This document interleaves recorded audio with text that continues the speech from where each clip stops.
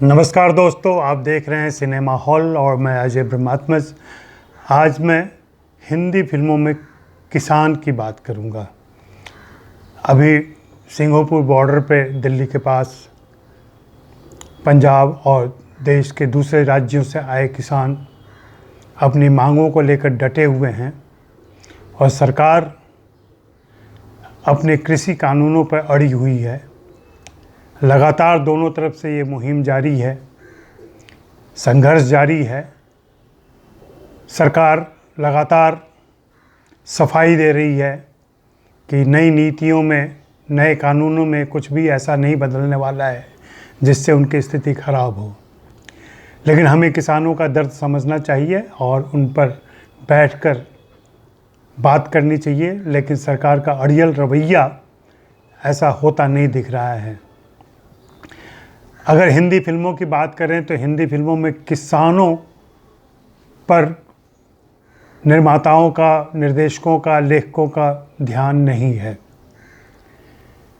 दरअसल अब हिंदी फिल्मों में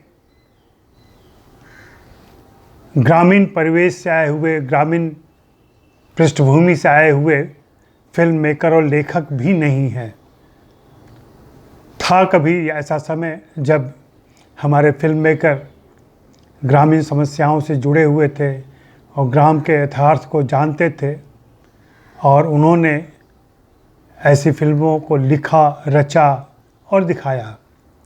हालांकि वो भी संख्या कम है, बहुत कम फिल्में बनी हैं किसानों की समस्याओं को लेकर। गांव जरूर आते रहे हैं, गांव में वो पनघट आता रहा है, वो घाघरा चोली आती रही है, वो धोती कुर्ता आता रहा है, साइकिल आती रही है, बैलगाड़ी आती रही है, लेकिन किसान नहीं आए हैं। गांव की प्रॉपर्टी आई है, गांव की भावनाएं नहीं आई हैं, गांव की समस्याएं नहीं आई हैं। शुरू में अगर हिंदी फिल्मों की बात करें तो एक फिल्म का जिक्र जिसका कोई नहीं करता, 1937 में यह फिल्म आई थी किसान कन्या नाम से। सआदत हसन मंटो ने इसे लिखा था और मोती बी गिडवानी ने इसका निर्देशन किया था। यह आर्देशर ईरानी की फिल्म थी। आर्देशर ईरानी वही व्यक्ति हैं, वही निर्माता हैं जिन्होंने पहली बोलती फिल्म आलम आरा का निर्माण किया था। उनकी इच्छा थी कि एक रंगीन फिल्म भी बनाई जाए और यह हिंदुस्तान की पहली पूर्ण रंगीन फिल्म है। हालांकि इसके पहले वी शांताराम ने सरंधरी में थोड़ी कोशिश की थी, लेकिन जर्मनी में जा कर के उसको कलर करने का उनका प्रयास विफल रहा था। यह एक अलग प्रसंग है। किसान कन्या पहली ऐसी फिल्म है जिसमें किसानों की समस्या आती है।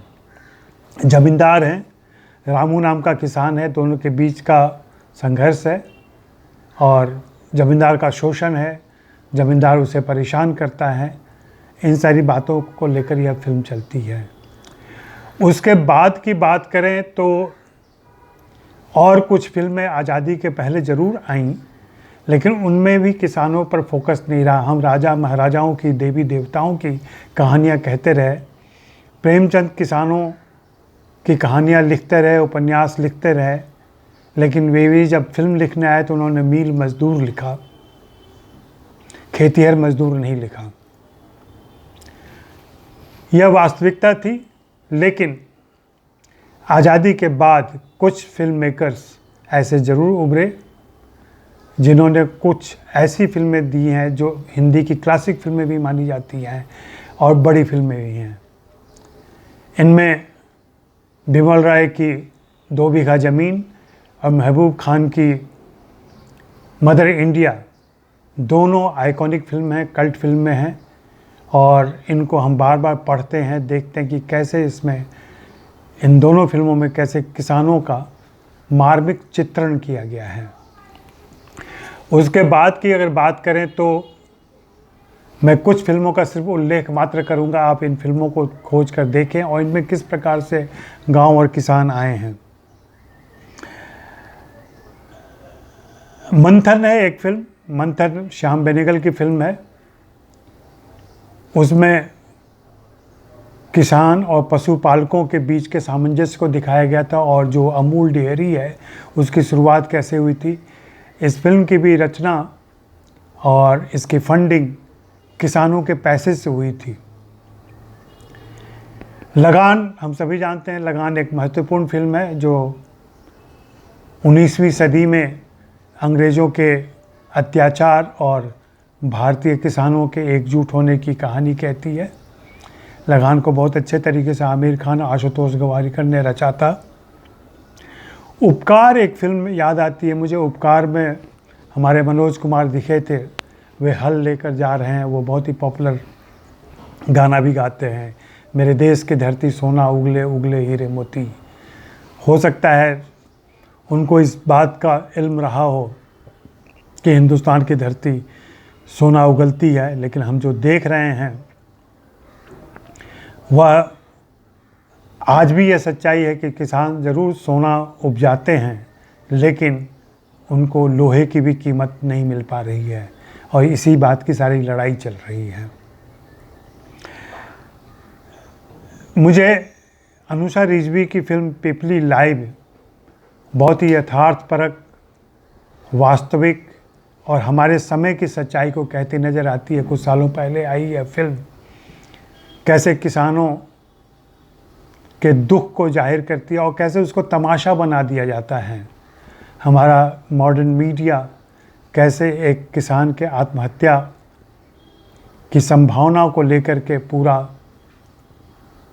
ताम झाम रचता है और उसे खबर बनाता है। वैसे कमर्शियल सिनेमा में भी फिल्में बनाने की कोशिश की जाती है, लेकिन उनमें किसान और गोरी तेरे गांव में जैसी फिल्में बनती हैं और किसान नहीं दिखते हैं। हमारे मित्र विनोद अनुपम ने पिछले दिनों अमिताभ बच्चन पर जब एक लेख लिखा था तो उसमें कहा था कि अमिताभ बच्चन ने हर तरीके के किरदार निभाए, लेकिन ग्रामीण किरदारों को नहीं निभाया है उन्होंने, और किसान तो नहीं बने हैं। तमाम अभिनेताओं को आप देख सकते हैं एक एक करके, अगर निर्देशकों को ना देखें कि उन्होंने ऐसा क्यों किया, नहीं किया, क्या चुनाव था इनका। वास्तविकता ये है कि किसान हमारी चिंता का विषय ही नहीं है, न फिल्म मेकर का, न लेखक का, न कलाकारों का, और न उन पर ध्यान जाता है। और चूँकि हिंदी सिनेमा का, पॉपुलर सिनेमा खास करके मनोरंजन पर टिका हुआ है, एंटरटेनमेंट उसके लिए बहुत ज़रूरी है, इसलिए भी किसान और ग्रामीण जीवन और वहाँ के दुख, वहाँ का यथार्थ, वहाँ के हालात भी, मुझे खुशहाल किसान भी दिखे तो मुझे खुशी होगी। खुशहाल किसान भी नहीं दिखता है। किसान शब्द सुनते ही हम समझ लेते हैं कि ज़रूर उसके फटेहाली की, उसकी बदहाली की, उसकी मुसीबतों की बातें होंगी। किसान के फसलों की, किसान की उम्मीद की, किसान के आशाओं की, किसान की खुशियों की हम चर्चा नहीं करते हैं। साहित्य में भी बहुत कम किसानों पर लिखा गया है, और यह कहीं ना कहीं हमारी ये चिंता का विषय है कि मिडिल क्लास जो चीज़ों को रचता है, कहानियाँ रचता है, फैंटेसी रचता है, उसके पास किसानों को लेके कोई फैंटेसी नहीं है, वास्तविकता भी नहीं है। यही सच्चाई है हमारी। लेकिन मुझे पूरी उम्मीद है कि कुछ फिल्म मेकर और लेखक अभी सिंगापुर में जो आंदोलन चल रहा है, जो किसानों का आंदोलन पूरे देश में उमड़ रहा है, उससे प्रेरित हो रहे होंगे और अपनी पटकथा लिख रहे होंगे। मुझे पूरी उम्मीद है कि साल 2 साल के अंदर कोई न कोई फिल्म, बल्कि वेब सीरीज़ भी किसानों की समस्याओं को लेकर, किसानों की बातों को लेकर, किसानों के मुद्दों को लेकर आएगी, किसानों की खुशियों को लेकर आएगी। तब तक आप इंतज़ार करें, मैं भी करता हूँ। नमस्कार।